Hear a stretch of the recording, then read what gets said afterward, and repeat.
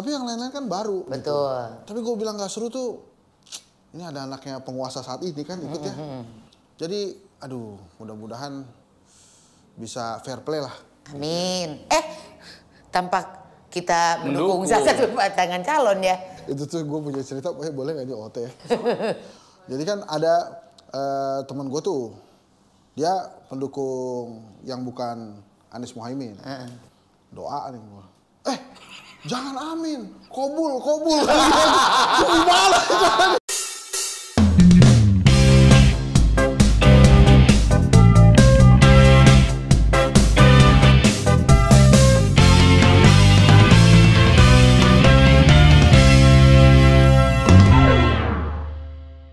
Nah, jadi benar itu tuh gara-gara orang itu sampai akhirnya maju. Yang lagi rame. Apa sih? Politik. Iya, politik yang mana? Jadi katanya gara-gara dia terus jadinya maju gitu. Siapa sih orangnya? Sebutkan dong. Aduh. Palingan juga acara ini nanti nggak ada lagi. Makanya itu. Kan selama tidak menyebut nama aman gitu kan. Jadi kita nggak usah sebut nama, si itu aja. Aduh, ini Tike tuh begini nih. Rotizen, Tike ini adalah orang yang hanya tahu setengah tapi ngomongnya full. Enggak, makanya gua tuh nanya sama lu daripada gua ntar nyampein ke orang salah. Mending gua tanya sama lu, lu kan tahu. Katanya lu ring 1. Belum kena serangan jantung dong, jangan gitu dong. Gimana penyumbatan kan? Nggak, karena kan perlu diakui bahwa sekarang ini sudah mulai hangat suasana politik di Indonesia. Karena kan mulai November udah mulai ini dong, udah mulai kampanye dan lain-lain gitu kan. Oke, jadi gini nih Rotizen. Karena ini mau menjelang tahun pemilu, makanya kita hadirkan narasumber kami kali ini ada Zaskia Gotik. Gak ada hubungannya dong. Zaskia Gotik. Apa maksudnya Zaskia Gotik? Jangan suka kira-kira gosip politik. Oh. Mending tanya sama orang yang kalau politik itu diamati karena dia adalah seorang pengamat politik. Sahabat gua sejak kuliah ada Henry Satrio. Tunggu tuh, Star. Apa? Jadi kalau dikenalin tuh gimana ekspresinya mesti begini? Gak terbuka, terserah lu. Kalau pengamat politik gimana biasanya? Bang Hensat gimana? Biasanya bukan Putri. Masih kedkop. Masih. Yang ini udah yang tuku atau yang kenangan? Bukan. Kedai kopi ini bukan jualan kopi, tapi apa kedai kopi? Kelompok diskusi dan kajian opini publik Indonesia. Oh. Orderan banyak dong menjelang survei-survei ini. Iya. Ini pertanyaan paling simpel. Nah, itu pajak. Bayar kita mah bayar. Harus bayar dong. Hensat, menjelang tahun pemilu pasti keluar elektabilitas calon ini, calon itu, calon ini. Menurut survei ini, survei itu. Itu surveinya benar-benar netral atau ada titipan? Oh, setiap survei itu pasti ada titipan. Lah? Ada yang bayar maksudnya. Oh iya? Ada sponsornya. Ada sponsornya. Karena kalau nggak ada sponsornya, tajir banget itu orang. Sekali survei yang benar ya, dengan metodologi benar caranya kedai kopi itu ratusan juta. Satu survei? Kalau benar. Harus benar. Oh, harus benar. Jadi metodologi itu harus lihat. Nah, yang nggak boleh itu tadi titipan dari hasil. si Anu gitu. Titipan hasil nggak boleh. Tapi prakteknya ada nggak? Saya nggak tahu karena kedai kopi nggak pernah. Kita integriti. Jadi saya nggak tahu. Tapi kalau itu dibayar, disponsorin, pasti karena ada. memang tidak murah juga. Karena nggak murah. Karena begini juga. Bukan cuma partai politik atau calon-calon yang maju yang pengen tahu. Pengusaha juga banyak yang pengen tahu. Oh. Ini kondisinya gimana? Karena ekonomi dan segala macam ya. Dan terkadang ya, elektabilitas, popularitas itu hanya satu dari sekian ratus pertanyaan yang ditanyain sama si sponsor survei. Bisa jadi dia tuh nanyanya tentang hal-hal yang terkait dengan bisnisnya dia. Misalnya nanti kalau si ini yang ini gitu gimana? Ya, misalnya bukan begitu. Jadi gini misalnya, nanti tuh tahun depan ya, menurut masyarakat tuh kira-kira penghasilan mereka bakal bertambah atau tidak. Oke. Begitu. Siapapun ini hasilnya gitu ya. Terus penghasilan mereka tuh dibandingkan tahun lalu tuh sama atau tidak. Jadi buat pengusaha itu yang dilihat tuh sisinya. Jadi kalau elektabilitas, popularitas itu jadi ya memang ada tentang itu, tapi nggak semuanya pertanyaan tentang itu. Iya. Jadi kalau ada yang meragukan survei, cek aja metodologinya. Lah kita gimana cara ngecek? Metode yang benar tuh yang kayak gimana? Kan kalau di kedai kopi mah dibuka. Jadi kalau masuk ke kedaikopi.co itu cari aja bagian survei gitu ya. Di surveinya itu pasti bisa diklik. Metodenya ketahuan apa? Ketahuan apa, bisa dibuka semua hasilnya. Oke. Tapi kan hasil dari survei-surveian itu kan sangat bisa menggiring Opini. Jangan sebut nama, kata gue juga. Oh, sangat bisa mengkaisang. Udah ganti ya ketuanya. Oh, gua ngerti. Gila lama banget. Gua mengerti menggiring itu. Biarlah. Udah gak gitu lagi sekarang. Oh, nggak gitu ya? Ya, tapi maksudnya gini kan, untuk orang awam itu kan bisa kemakan. Ya. Ya, dengan survei yang entah benar entah tidak. Survei abal-abal gitu itu. Loh, Ya, enggak benar-benar itu kan. Apalagi orang Indonesia itu jarang sekali yang memilih yang kalah. Piala Dunia misalnya ya. Atau Liga Inggris misalnya kan MU kalahan. Ya dia juga udah nggak milih. Gua cabut ya. Nih Liverpool sejati soalnya. Perseteruan tanpa akhir sejak kuliah. Tapi Ronald pun sekarang sudah tidak memilih yang kalah katanya. Iya, memang susah misalnya Piala Dunia lah yang netral. Itu kan kita pasti milihnya Argentina, Prancis. Yang kuat-kuat lah. Yang kuat-kuat, nggak mungkin tiba-tiba Senegal gitu. Ini juga sama nih, makanya yang ditakutin oleh para kontestan, jangan sampai kemudian rakyat itu merasa, aduh ini kalahan nih orang nggak akan milih gitu ya. Makanya saya kasih tahu nih sekarang ini, makasih banget. Survei itu cuma bisa mengambil atau menggambarkan situasi pada saat data itu diambil malah. Bukan pada saat di launching. Karena di launching itu mungkin udah beda lagi situasinya. Udah beda lagi situasinya. 270 juta ya? Apaan 204? Rakyat Indonesia. Yang milih nanti 204 juta. Dari 270 juta rakyat Indonesia 204 yang akan memilih. Yang akan milih. Itu ada lagunya kan 270 juta. Dulu 135 juta aja. Udah naik 2 kali lipat. Ya. Kasihan Rhoma Irama tiap nyanyi harus diupdate terus. Dia sebelum nyanyi ke diseduk capil. Diseduk Tapi capil. dia tahu nggak Rhoma Irama tuh setiap nyanyi sekarang itu diupdate terus sesuai dengan jumlah masyarakat Indonesia. Jadi orang yang paling tahu berapa jumlah rakyat Indonesia tanya Rhoma Irama. Nggak usah duk capil, nunggu Rhoma Irama nyanyi aja.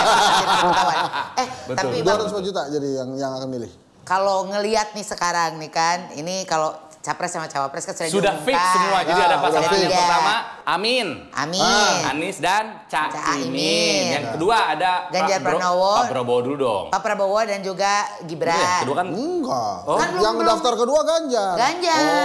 nanti akan sesuai itu nggak urutannya? Enggak, nanti dikocok lagi. Dikocok lagi. Ya udah, yang kedua Pak Ganjar dan Pak Mahfud. Yang ketiga Pak Prabowo dan Mas Gibran. Itu temen lo ya, Mas Gibran tuh? Kenapa gitu? Teman kalian berdua kan? Ya lumayan lah. Pernah ngobrol, kita pernah wawancara dia. Iya nggak apa-apa juga kan, temenan harus banyak. Iya, tapi kayaknya kalau ketemu sama kita dia nggak kenal sama kita. Gitu, maksudnya. Kalau kita pasti kenal sama dia. Gue pernah WhatsApp dia, dijawabnya 3 hari kemudian pernah. Itu lumayan daripada yang seminggu kemudian. Oh. Ada temen kan. Nah, 2019 itu adalah termasuk panas banget. Sampai kebelah dua gitu kan. Gitu. Apakah di tahun ini akan terjadi seperti tahun depan? Ya. Akan seperti 2019 atau lebih damai? Lebih damai harusnya, karena kan 3 pasang calon. Tapi kalau putaran kedua kan 2-3-2. Iya, tapi kan damai dulu kan. Adem dulu. Maksudnya baru nanti gitu. Kalau kemarin kan langsung panas. Kemarin tuh langsung 2 ya? Langsung 2. Oke. Nah ini kan makanya nih, gue tuh bingung sebetulnya sama 2024 ini bisa dibilang seru, tapi juga nggak seru gitu ya. Loh. Serunya di mana, nggak serunya di mana? Gimana sih? Seru tuh karena semuanya orang baru. Kecuali Prabowo. Iya. Hebat ya kan, konsisten ya, luar biasa. Pokoknya ada apaan? Ada ini Pak, Pilpres ikut. Gitu ya. Itu jago tuh, konsistennya hebat. Tapi yang lain-lain kan baru. Betul. Gitu. Tapi gue bilang gak seru tuh, ini ada anaknya penguasa saat ini kan ikut ya. Jadi, aduh, mudah-mudahan bisa fair play lah. Amin. Tampak kita mendukung salah satu pasangan calon ya. Itu tuh gue punya cerita, boleh gak ini OT ya?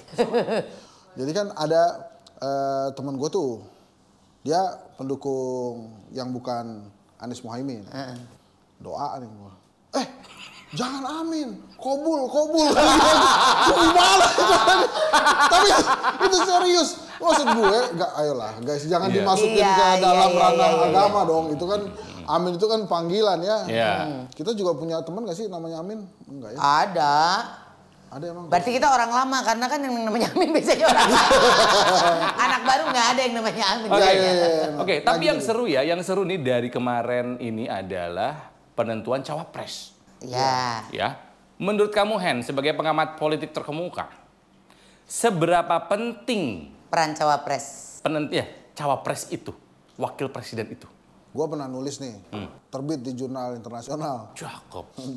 Doktor gua. Iya benar-benar. Doktor hati nih. Internasional di mana nih? Kalau misalnya di Zimbabwe itu kayaknya agak susah. Enggak, internasional tuh ada standarnya lah. Pokoknya internasional. Itu memang dalam pemilihan itu memang kurang. Jadi orang itu masih memilih pilpres presidennya, calon presidennya. Makanya selalu disebutkan tuh Anies, Prabowo, Ganjar. Gitu aja, Ganjar, Prabowo, Anies, Prabowo, Ganjar, Anies gitu-gitu.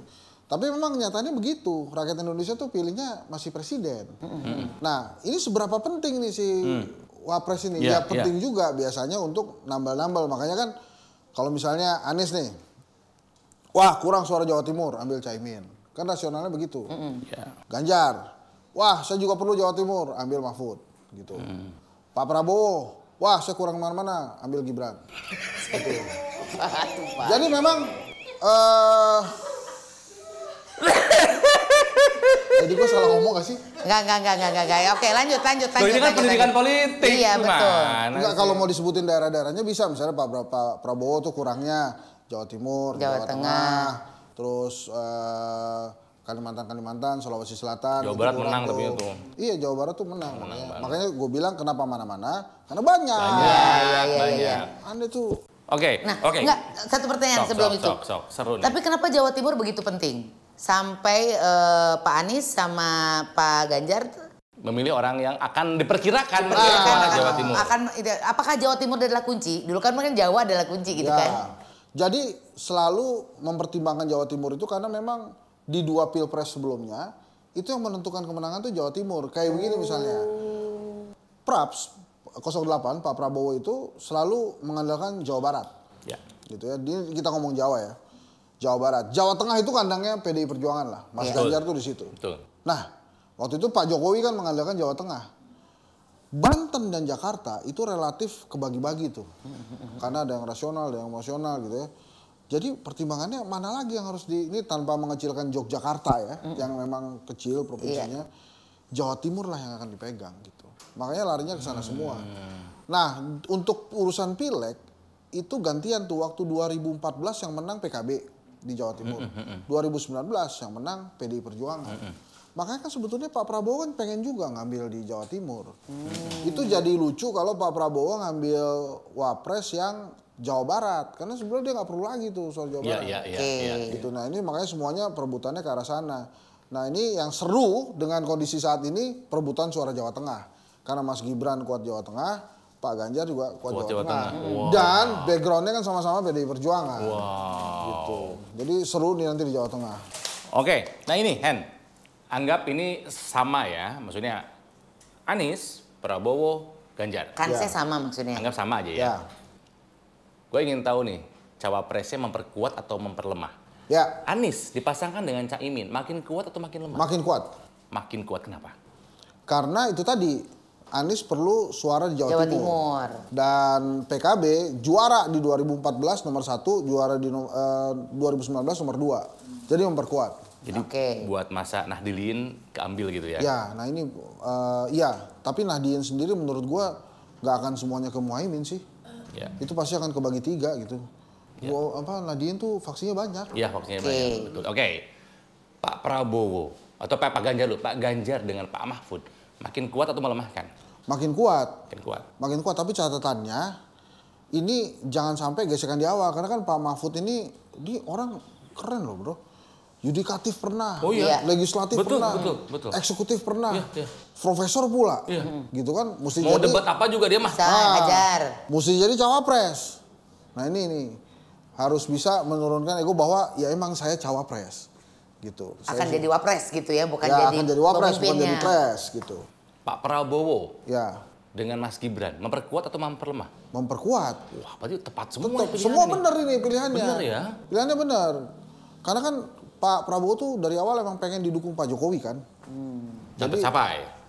Ya ini tercapai sekarang, kan didukung kan, udah beres gitu. Jadi menurut gue ini serius. Tapi kenapa menurut gue ini semuanya masih di garis start? Karena masing-masing capres-cawapres itu belum ketemu dan belum punya yang namanya momentum politik. Wah, Ronald hadir tuh waktu momentum politik. Momentum itu adalah buku karya Henry Satrio. Oke. Setiap orang tuh butuh momentum dalam hidup. Iya. Gitu. Momentum itu bisa naikin, bisa nurunin. Iya bisa. Mana bukunya harus dibawa dong lihat. Iya. Misalnya momentum politik tuh kayak gimana? Kalau bukunya dibawa terlalu hard selling. Oh iya benar. Momentum politik itu kayak gimana? Jadi momentum politik itu bisa naikin suara, bisa nurunin suara. Yang paling gampang contohnya dan sudah terkenal di mana-mana adalah Pilkada Jakarta. Pada saat itu Pak Ahok kan selip tang tuh ya. Ya. Itu membuat momentum politiknya Pak Ahok turun. Momentum politik dia dapat tuh, tapi nurunin. Sementara buat Mas Anies justru naikin. Ada apa lagi misalnya? Momentum politiknya Mas AHY ada yang naikin, ada yang turunin tuh. Pada saat debat itu dia dapat momentumnya tuh. Mas AHY kan pinter ya, Harvard segala macam tuh. Wah ini orang pinter nih. Begitu debat blunder kan wakilnya kan. Jadi Ibu siapa? Sylvia. Ibu Sylvia betul. Gitu itu kan masih ada tuh. Jadi memang hati-hati sekali dengan memanfaatkan momentum ini. Yang bagus, yang terkenal juga memanfaatkan momentum itu Pak Gus Dur. Waktu itu jadi presiden dia. Apa momentumnya waktu itu? Waktu itu kan yang digadang-gadang katanya kelihatannya Amin Rais gitu ya. Cuma terus dia bisa tuh bilang gitu, saya yang mau jadi presiden saya gitu. Akhirnya dia bisa memanfaatkan kekuatan saat itu, dia terpilih tuh. Itu jago tuh dia. Jadi semuanya ini tuh bener-bener istilahnya masih baru mau mulai. Baru mau mulai.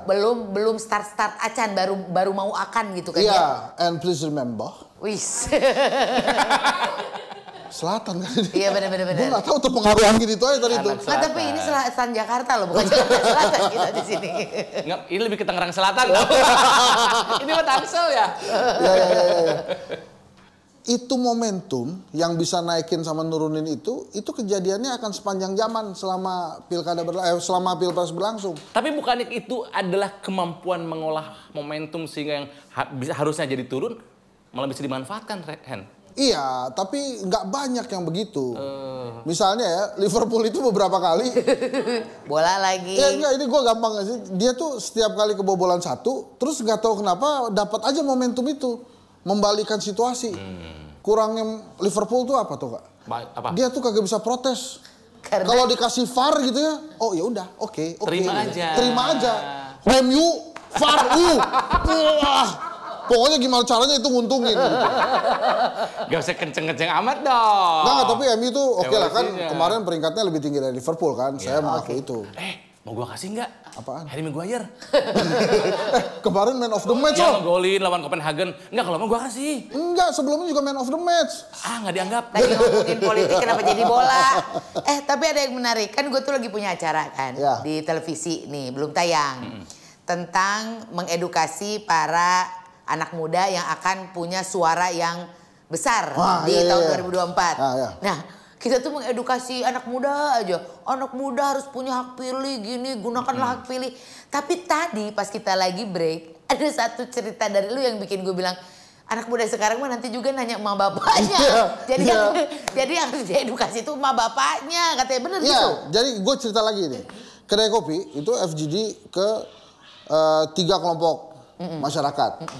Yang pertama anak muda yang baru mau akan nyoblos besok 2024. Pemilih pemula lah ya. Nah, yang kedua anak muda yang baru pertama kali nyoblos 2019 kemarin. Yang ketiga nih kelompok masyarakat kayak kita. Kayak kita nih. Ada chef, ada auditor, ada wartawan, ada budayawan gitulah. Pokoknya canggih-canggih kayak kita. Peringkat pertama, yang pertama itu, jadi gini awal-muasalnya itu ada penelitian bahwa banyak negara di dunia itu milih pemimpin jujur. Nah ini kita tanya nih, kelompok pertama yang baru mau akan nyoblos besok itu 100% milih pemimpin kriterianya jujur. Oh ya? 100%. Berarti yang milih pertama nih ya? Milih pertama, jadi kalau mau lo dipilih pertama boleh juga tuh pasang Ronald Suryapraja. Jujur, pokoknya jujur. Nah, 2 kali jujur loh. Wah ini kalau pemilu sekarang yang menang Neng Eti. Eti sih gadis jujur. Neng Eti gadis jujur. Kang Maman mencari Neng Eti gadis jujur. Silakan dicari kasetnya atau di YouTube juga ada. Itu lawak dari Dekabayan. Dekabayan. Yang kelompok 2? Ya, yang kelompok yang kedua cuma 50% yang milih jujur. Abis itu udah tegas. Terus kemudian programnya bagus, gitu-gitulah. Bersahaja, santun. Kelompok 3 yang kayak kita-kita ini, nggak ada satu juga milih jujur. Malah berdebat. Mana yang lebih penting? Pemimpin bisa kerja tapi nggak jujur atau pemimpin jujur tapi nggak bisa kerja? Tipikal men orang-orang kerjaan mah. Sok-sok brain sok-sok punya itu loh gitu intelektual. Jadi berdebat. Malah ribut gitu aja. Ribut. Akhirnya nggak ada tuh yang milih jujur sama sekali. Akhirnya udah sederhana lah, merakyat lah gitu-gitu. Yang jujur no Allah. Oke, gue tanya. Kita coba tanya satu-satu. Tike, kriteria presiden atau pemimpin Indonesia harus seperti apa? Tegas. Tuh, tegas. Yang mana? Kan lu? Jujur. Oh, jujur. Masa? Masa? Henry? Merakyat aja mah. Tuh, kita aja udah beda-beda. Gue kenapa milih tegas? Jujur, tegas, merakyat. Silakan diambil. Silakan diambil. Udah pasti akan dapat suara kami. Ada alasannya. Kenapa harus tegas? Orang Indonesia teh kopeh, keras kepala. Terus? Itu gak bisa diatur. Jadi butuh orang yang tangan besi. Ya. Ya udah presidennya Margaret Thatcher. Aduh, Iron Lady. Menurut gue gitu, kenapa gue memilih tegas gitu. Lu kenapa memilih jujur? Karena kalau jujur itu dia akan punya 3 tanggung jawab. Widih. Ke atas. Bos pertama, pemimpin itu bukan ketua partai. Tuhan. Oke. Yang kedua? Rakyat. Yang ketiga? Ketua umum partai. Terus pilih yang mana? Yang jujur? Ada nggak di antara 3 ini yang jujur menurut lo? Nah kan? Sebentar, kamu dulu sebenarnya. Yang tegas siapa? Ya, kalau tegas kan belum kelihatan. Tapi tahulah yang galak. Oke. Jangan gebrak-gebrak. Oh ya, maaf. Hormat dulu. Jujur ya menurut gue mah sangat mencintai kejujuran. Soal belajar bisa sambil jalan. Itu kan kalau tidak salah quotes dari Bung Hatta juga. Kalau orang bodoh bisa dikasih pelajaran, dia akan jadi pintar. Orang pemalas bisa dikasih motivasi, bisa jadi rajin. Tapi kalau jujur cuma karakter nggak bisa. Oke. Gitu loh. Ada nggak? Menurut gua gini, dalam politik tentu ada perhitungan kiri, ada kompromi. Kompromi politik. Nah, mana yang paling bisa melakukan kompromi sebesar-besarnya untuk rakyat? Oke. Karena pasti ada kompromi yang abu-abu sih. Ya. Gitulah. Kalau Bapak, kenapa harus yang merakyat? Karena kalau presidennya gampang ditemuin itu enak. Kepala desa aja kalau gitu. Kan presiden ketinggian dong, Hen. Ya kan saya dalam rangka menyanjung juga. Oh, menyanjung. Merakyat, yang presiden merakyat itu kan ada, bagus. Enggak, tapi itu ada alasannya. Jadi gini, di FGD juga ada gitu. Jadi ternyata rakyat Indonesia itu nggak apa-apa barang-barang mahal, asal presidennya gampang ditemuin. Serius? Oh, asal presidennya bisa pinjam dulu 100 ya. Karena barang mahal bisa pinjam 100. Ya. Tapi kalau presiden merakyat nanti cenderung warga Indonesia nggak sopan pada gitu. Iya. Nah, ternyata kalau Yang nomor 4 tau nggak yang nomor 4? Nomor 4 apa? Cerdas. Oh iya dong. Cerdas. Emang lo perlu ya? Presiden cerdas itu perlu? Kan cerdas itu bukan hanya soal IQ, tapi juga EQ dan SQ. Oh gitu ya? Dia emang selalu susah gini ya? Kalau jawab tuh panjang gitu ya? Iya kan? Padahal yang dokter dia loh. Kan lagi menuju saya juga. Ya gimana tuh? Gue S2 dulu aja. Kecerdasan kan bukan hanya soal intelektual, IQ, Iya, tapi juga emosional dan spiritual quotient gitu loh. Oke. Nah, Tunggu, cerdas memang penting. cerdas? Ya saya kan kurang cerdas ya. Masa nggak cerdasnya gimana sih, Hen? Ya nggak tahu kan gue nanya gitu, boleh Cerdas aja. butuh lah. Nah, udah selesai nih. Kan akhirnya ketemu tuh, kesimpulan nih kan teman-teman kedai kopi. wah kalau gitu, kalau yang mau dipilih sama pemilih pemula itu harus yang pasang aja jujur. Pokoknya tagline-nya harus ada jujurnya. Itu raja bisa menang, men. Padahal kan dia panjang, jujurlah padaku. Raja tuh kan, raja kan ya raja. Iya bener raja. Tunggu! Wah, bukan kata gua, kata peneliti seniornya. Gua juga kaget juga, tunggu gitu. Coba kita tanya lagi, pada saat memilih langsung atau nanya-nanya? Gimana kamu ditanyain tuh anak-anak SMA itu kan? Enggak sih, saya nanya lah. Ke orang tua. Tanya lagi, pertanyaan kedua, siapa yang ditanya? Siapa yang ditanya? Yang terbanyak ya dari itu memang ada yang nyebut pacar gitu ya. Mungkin ingin mengambil hati pacarnya. Ya itu yang bucin-bucin gitu. Ya, tapi kebanyakan bilang tanya orang tua. Enggak, karena kalau pacar tuh kata gue tidak menyarankan ya pemilih pemula meminta saran dari pacar. Takutnya gini, Neng, boleh nggak aku coblos kamu? Salah dong. Kan ini kan pemilu. Bukan pemilihan umum, bukan pemilihan ukluk.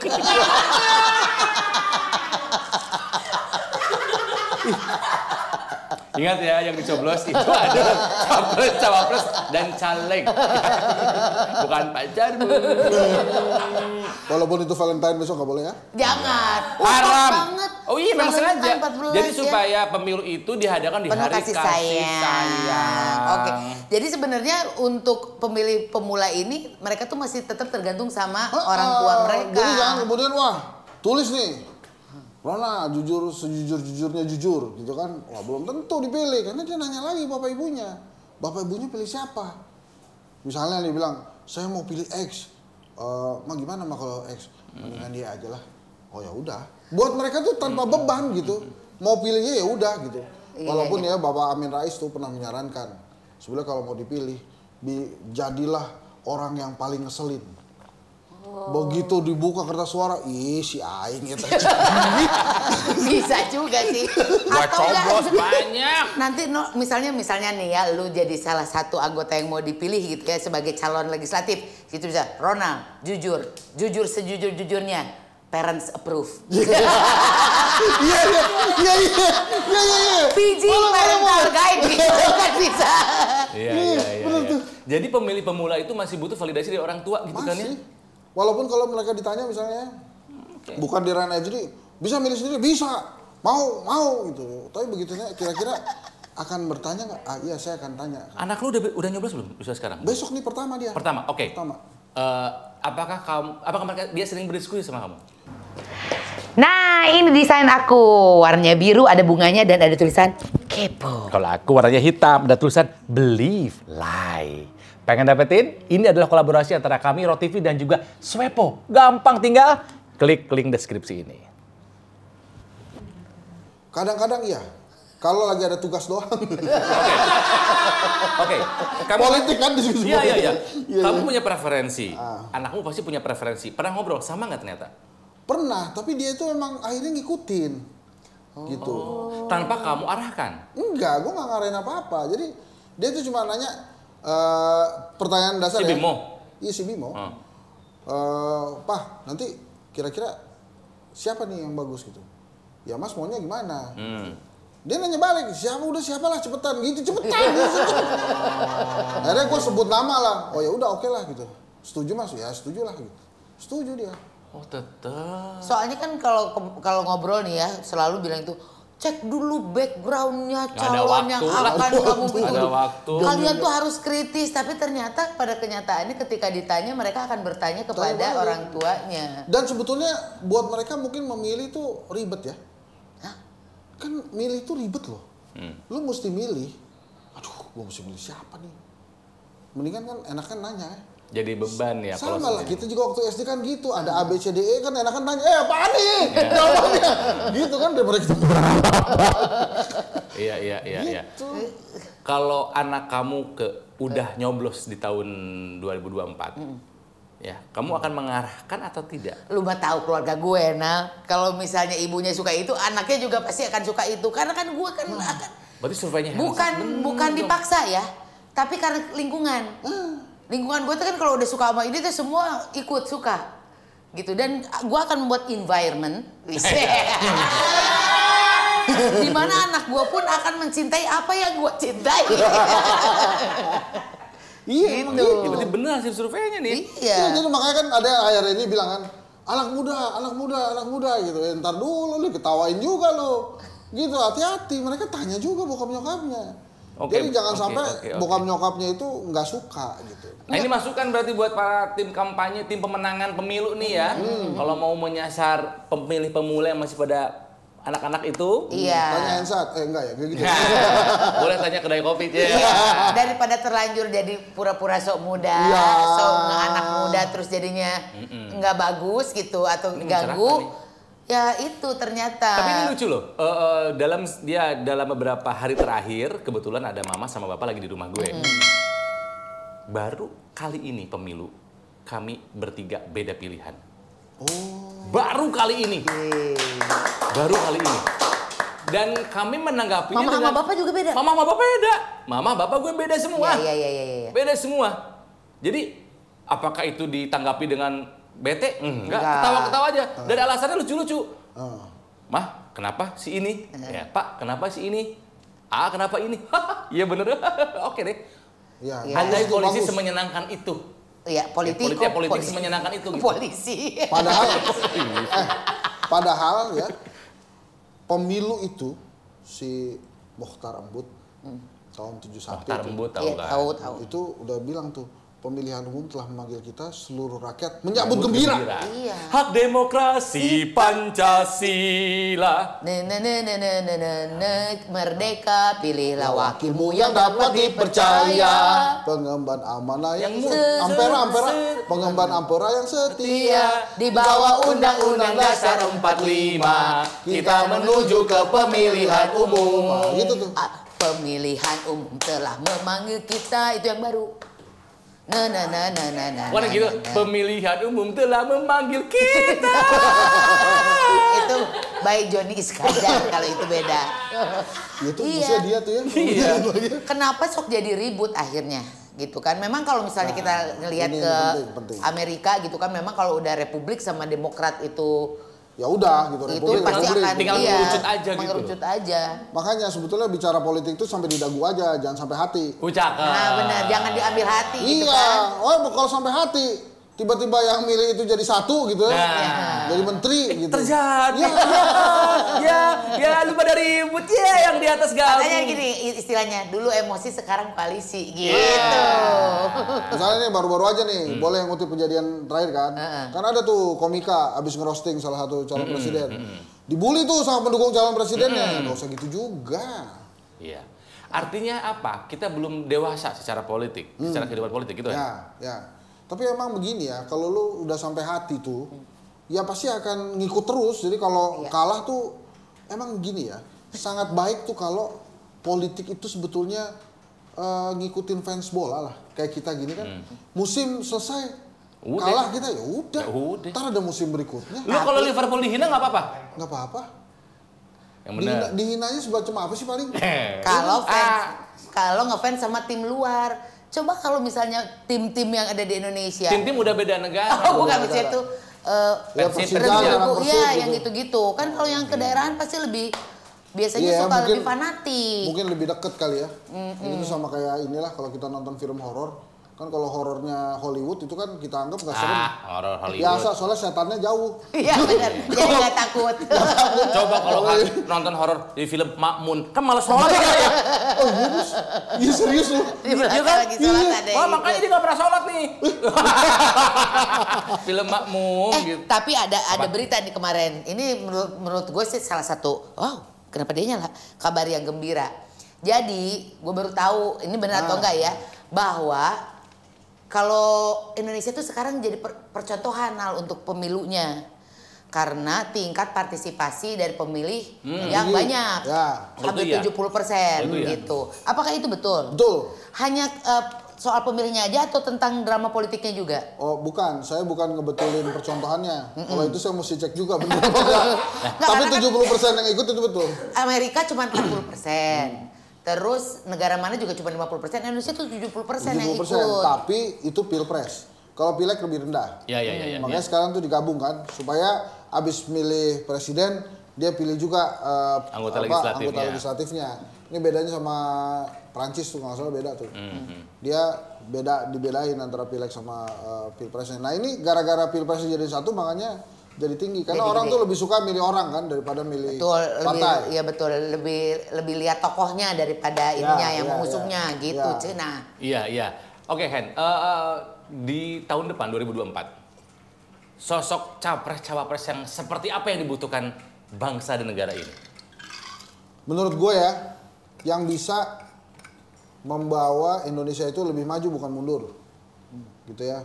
Kan susah nih gue nyebutnya. Terus kemudian yang kedua kalau gue pribadi ya, yang bisa bikin tabungan gue nambah lah. Ya lu merapat dong. Enggak gitu juga. Ya kalau karena nggak merapat jadinya sebenarnya jadi bisa dari mana-mana gitu kan. Kalau menurut komisaris aja mah dapat. Iyalah. Enggak, karena menurut gue siapapun yang jadi presiden itu Indonesia tuh oke-oke orangnya gitu. Jadi maksud gue dan nurut sama pemerintah tuh. Iya. Maju kemana lagi sih? Apalagi yang belum maju dari Indonesia sebetulnya? Kalau menurut lu dari kedai kopi gitu? Ya inilah industri digital kan belum juga. Masalah kejujuran kan kita juga belum maju-maju. Internet juga kita nggak maju-maju banget ya. Kejujuran nggak maju-maju kan. Ini kok bau mie ayam ya? Ada di sebelah soalnya kedainya. Iya. Harum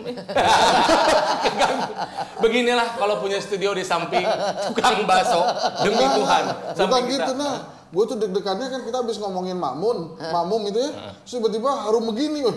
Biasanya kalau Mamun tuh harus melatih kenapa jadi kopi ayam. Itu mah lapar aja.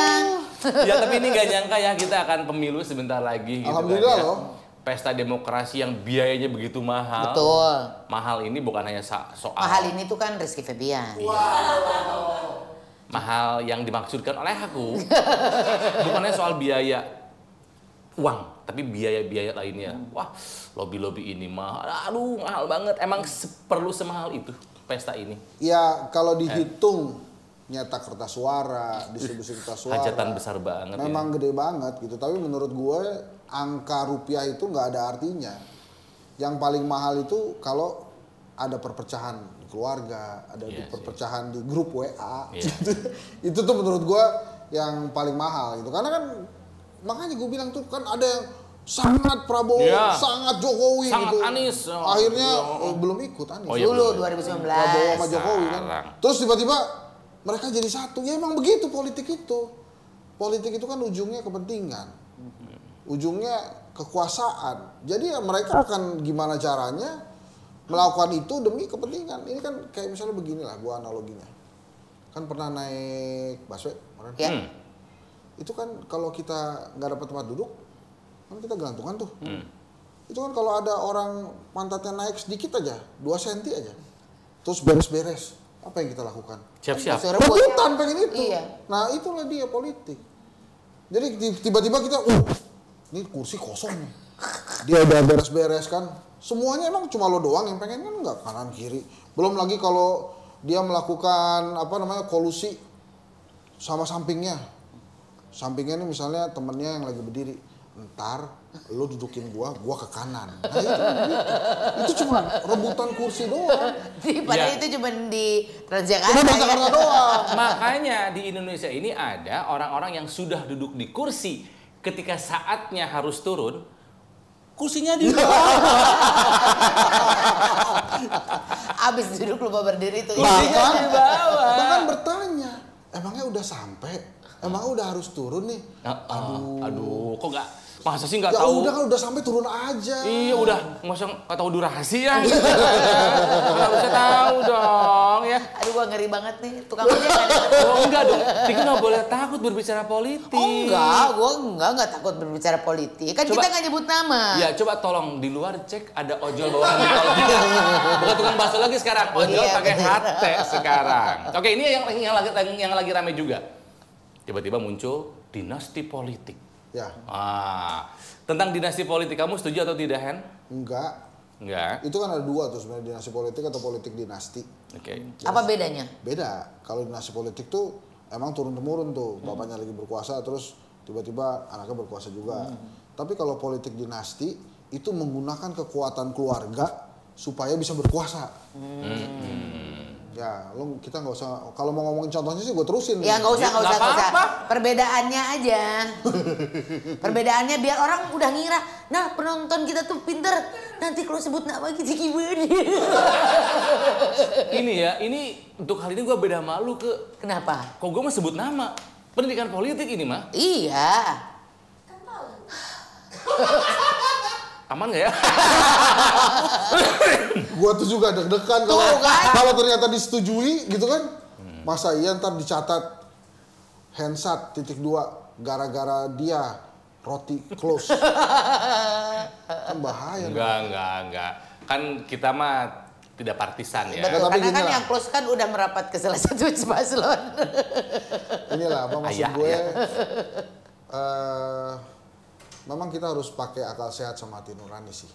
Ini bukan promosiin salah satu parpol ya. Tapi ngelihat kita tuh menurut gua yang perlu kita pakai sekarang itu yang memang dimiliki oleh orang Indonesia. Rasa. Kalau udah pakai rasa itu mestinya sih mengalahkan hukum dan perundang-undangan ya. Kan kadang-kadang begini orang pikirnya. Oh ini boleh karena tidak melanggar hukum dan undang-undang. Tapi kita pakai rasa. Pakai rasa dong. Ini patut atau tidak? Ya. Waras nggak? Elok atau tidak? Wajar nggak gitu? Nah itu yang kita perlu ajak ke viewernya Roti TV ini gitu. Iya makanya kan karena rasa itu kayaknya belum ada gitu. Jadi banyak orang yang patah hati sebetulnya dengan kejadian kemarin itu. Iya. Iya kan? Itu yang mana ya kejadian? Lu jangan mancing-mancing. Tapi ya harapannya ya 2024 ini pemilunya menyenangkan lah ya. Ya itu yang disambut gembira. Disambut gembira gitu kan ya. Karena berpolitik memang ya friksi mah pasti ada. Pasti. Cuman ya bikin santuy aja. Iya, karena gitu ngelihat juga ya dari pengalaman 2019 kita yang di sini pada riuh, ribut dan segala macem. Yang mereka tadinya riuh juga sekarang udah bersatu gitu. Jadi ngapain kita juga ikut riuh dan ikut marah-marah, ikut jadi musuh dan lain-lain gitu kan? Ya dan kalau guru ngaji gua bilang begini, sepakat kalau segala sesuatu yang terjadi Allah sudah menentukan? Iya betul. Apakah Allah sudah tahu? Presiden 2024 sudah tahu Buya. Ya terus kenapa? Kalau sudah ditetapkan sama Allah, kenapa kita harus ribut? Ya juga ya. Sudah ditetapkan. Kalau gitu tanya aja Buya lo tuh KPU. Buya gue gak akan ngomong siapa. Dia juga gak tahu. Jadi murah, gak usah ada biaya. Jadi Buya seluruh Indonesia gitu, datang ke KPU gitu. Tapi udah ada sertifikasi Buya, gitu. Maksud gue beneran Buya gitu. Sertifikasi Buya. Tapi setidaknya itu pelajaran yang membuat gue, iya juga ya. Kenapa mesti ribut? Sudah ditetapkan sama Allah, kenapa harus jadi ribut? Minimal buat gue sendiri. Iya ya, kenapa harus gue jadi ribut? Toh memang tidak pernah meributkan juga kalau gue mah, siapa juga. Nah kalau gitu gue tanya sama lo, pada saat menyoblos itu, lo bingung gak? Yang mana ya yang sudah ditetapkan oleh Allah nih? Bingung gak kira-kira? Kan lu pengen juga dong sejalan. Ya kalaupun sejalan syukur, enggak ya udah nggak apa-apa. Oh iya. Ya terima-terima aja. Ya misalnya ini, tapi Allah menetapkan ini. Oh ya udah. Ada yang udah lebih pasti lebih Allah lebih tahu ya. Yang terbaik. Ya Allah ya. Ya. Yang terbaik kan? Ya. Mudah-mudahan lah. Itu gue masih tentang Buya-Buyaan nih. Ini menarik buat gue tuh. Itu waktu si Buya pernah nggak memilih yang ternyata nggak sama gitu sama pilihan Allah kan? Ya kan Buya nggak tahu. Yang tahu kan cuma Allah. Buya juga nggak tahu. Oh itu bukan dukun, bukan ya? Bukan. Lain yang udah kan ada yang Buya tuh yang melesetnya. Yang udah tahu gitu kan. Makanya itu tadi gue bilang ada sertifikasi. Jadi pada saat KPU datang nih kan tadi biayanya mahal 70 triliun. Datanglah nih, ya siapa suara terbanyak menentukan presiden? Menurut ini, itu mungkin cepet juga gitu kan. Daripada ide yang gambreng itu kan, mendingan Buya ini dikumpulin gitu. Ya Buya-Buyanya juga nggak tahu. Nggak tahu.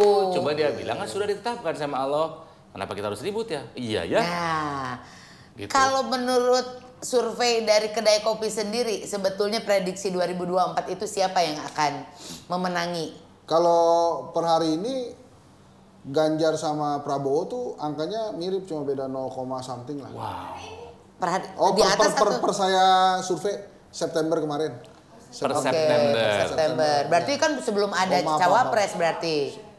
Cawapresnya baru Mas Anies saja. Belum lengkap. Belum lengkap. Ini 0, ini di atas atau di bawah? Di bawah. Oke. Di bawahnya dikit ada Mas Anies. Oke. Gitu. Jadi emang masih seru. Tapi itu tadi menurut gue satu, waktu disurvei kan pasangannya belum lengkap. Harusnya kita survei lagi. Ya dia pengen diundang lagi berarti. Dengan pasangannya lengkap. Iya ya, diundang ya. Terus kemudian yang kedua itu belum ada momentumnya. Momentum politiknya belum ada.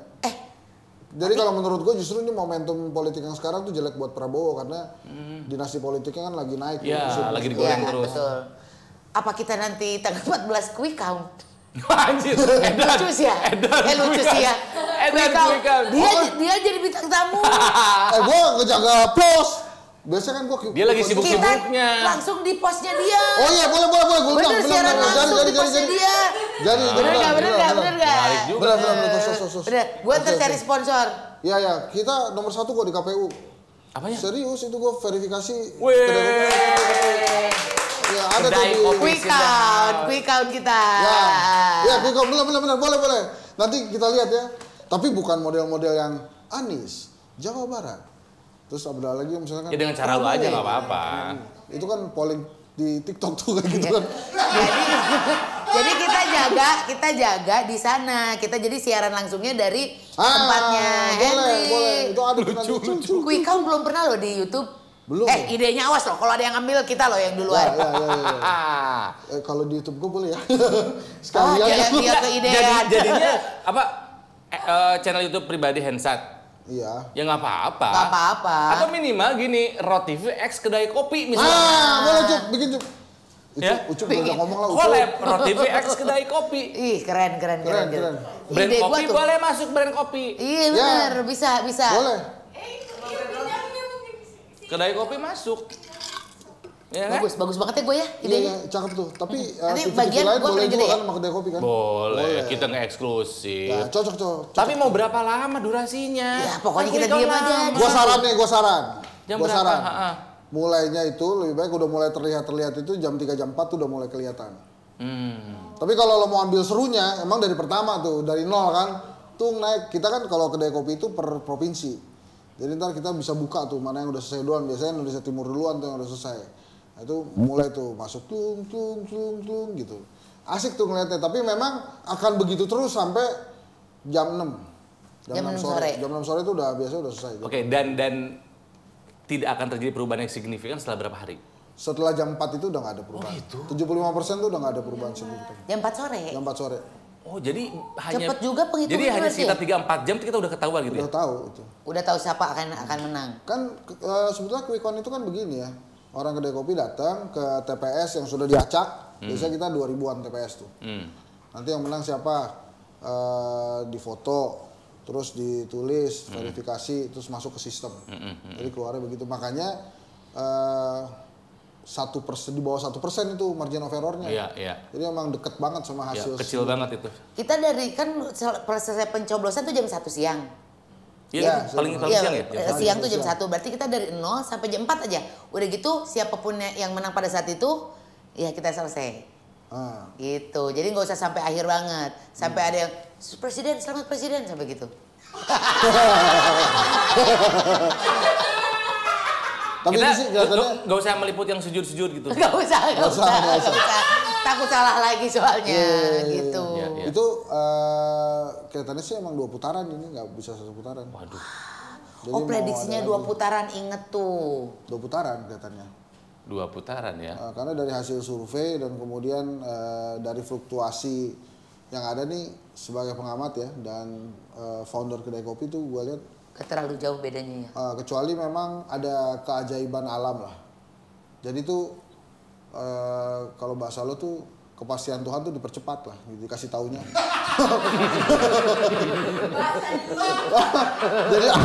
Jadi pada dua periode hasilnya sama. Sampai harinya lobby-lobby terus terjadi, nggak akan selesai dong.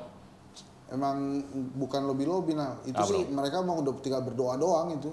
setelah pendaftaran ini. Nah itu makanya saksi itu jadi penting. Karena yang menentukan menang atau tidaknya siapa presidennya itu bukan rakyat.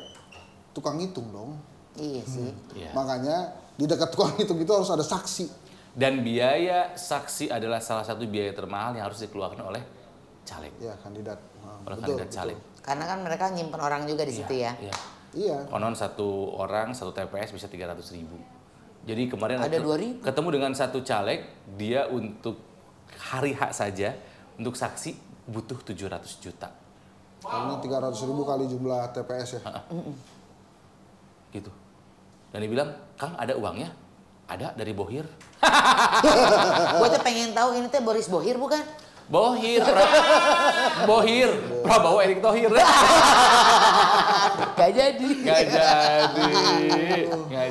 Ya kita doakan saja pemilu 2024 akan menjadi pemilu yang damai. Kalaupun harus ada dua. Kabul. Kita ingat sekali lagi pemilihan umum itu harusnya disambut dengan gembira, jangan dengan marah-marah dan dengan emosi gitu. Ya, semoga di pemilu 2024 ini semua golongan bisa berkarya bersatu untuk mewujudkan pembangunan, mengemban amanat nasional dalam kehidupan demokratisasi yang baik dengan semangat yang menggelora. Coba lu sebutin ada 18 semua nih. Masyarakat penuh dengan rasa solidaritas. Tidak pernah berhenti melakukan perjuangan untuk sesuai dengan hati nurani. Karya-karya belum. Kan golong. Tadi udah anjing gitu. Ayo. Dan semua memiliki jiwa nasionalis dan juga demokrat. Udah 2 kali itu Demokrat. Emang banyak. Beda partai. Benar. Udah, mana udah. Dan semua bisa mewujudkan Indonesia ke arah kebangkitan bangsa. Bulan bintang. Setinggi cita-cita bulan dan bintang. Apalagi? Supaya badan kita prima. Aduh masih ada. Ya? Perindo. Dengan Perindo. Susah Perindo. Yang inget cuma itunya doang. Dengan Perindo. Ya. 18 kan? Buru. Buru. Udahlah. Ada 8, ingat ada 3 paslon ya, capres cawapres, ada 18 partai betul ya? Yang berlaga. Iya kalau nggak salah. Yang sama partai lokal di Aceh juga ada kan? Partai Aceh kan ada ya. 18 kalau nggak salah. Ya. Jadi itu yang harus diingat sama para rotizen gitu. Ya. Terakhir Hen. Ya siap. Apakah kita harus dari sekarang yakin mau nyoblos yang mana atau ikuti dulu perjalanan kampanye ini? Gini, kalau dari survei ya, banyak banget yang baru menentukan pilihan itu di hari H. Banyak.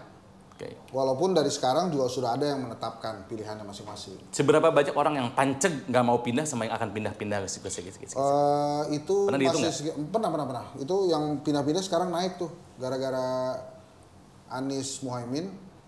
Jadi yang lain tuh akhirnya menunggu mereka. Tunggu dulu deh, dia taruh di sini, taruh dulu deh. Mungkin bisa pilih yang ini, bisa pilih yang ini. Itu sekitar 18-an sampai 20%.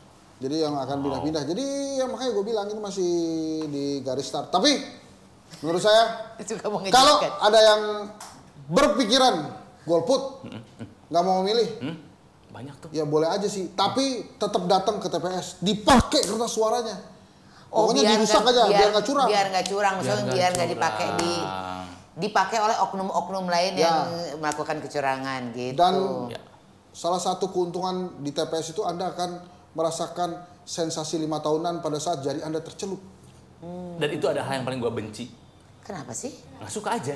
Kan celup dapet dikit diskon, aja. Memang dapat diskon di mall. Betul. Cuma itu doang. Betul. Kenapa sih harus ditintain? Udah lama juga lu gak nyelup kan? Gue gak ikut-ikut. Tuh lihat ungu loh. Ya tapi betul. Nikmati sensasi 5 tahunan. Betul. Mungkin kita nggak pernah ketemu sama tetangga kita. Ternyata di hari itu, bapak rumahnya yang mana? Oh di situ. Oh gini ya. Dan gini lah, kita tuh dicari sama negara itu 5 tahun itu. Dari jam 7 sampai jam 1 lu dicariin. Kapan lagi dicari negara? Iya, abis itu dilupain lagi. Terserah deh, nih gitu nantinya mah. Ya, dan jangan lupa Rotizen semuanya, yuk kita sambut pesta demokrasi ini dengan riang gembira. Ya, ingat politik kata Hensat cuma sampai di dagu aja, tidak usah dimasukin ke hati. Oke, ya. Kita tunggu apakah nanti akan terjadi kolaborasi antara Kedai Kopi dan ROTV di tanggal 14 Februari. Karena pemimpin yang jujur, tegas, dan juga merakyat. Kita lihat apakah akan ada yang mengambil slogan itu. Kalian harus bayar Ronaldi. Ronaldi ya, bukan royalti. Siap. Cocok. Andrew, terima kasih. Kedai Kopinya. Rotizen kalau senang sama tayangan yang satu ini, yang membuat aku agak deg-degan sebetulnya ya, silakan like, comment, and subscribe. Dan gunakan hak pilihmu tanggal 14 Februari, pilih yang sesuai dengan apa yang kamu yakini. Colok, hei, mau dicolok.